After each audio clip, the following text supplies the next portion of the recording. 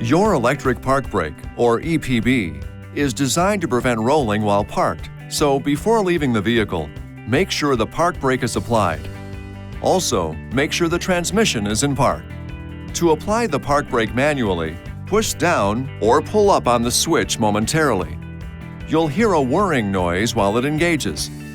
Once engaged, you'll see a light on the switch and a brake warning in your instrument cluster.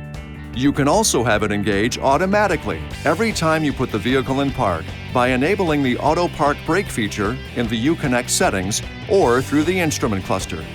The park brake will release anytime the ignition is cycled into the run position, the transmission is in drive or reverse, and the seatbelt is buckled.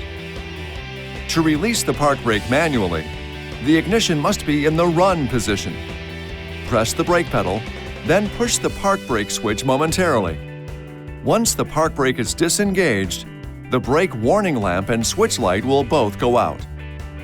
If rare and exceptional circumstances make it necessary to engage the park brake while in motion, push down or pull up on the switch for as long as engagement is desired.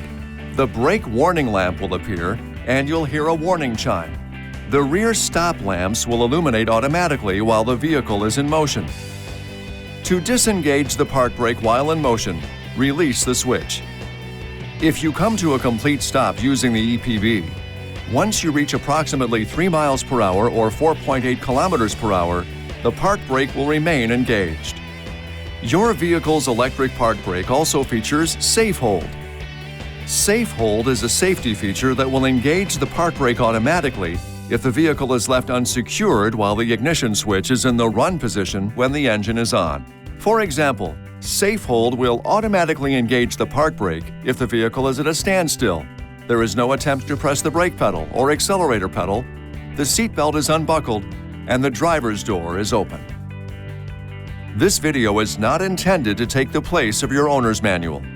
For complete details and other important safety information, please see your owner's information.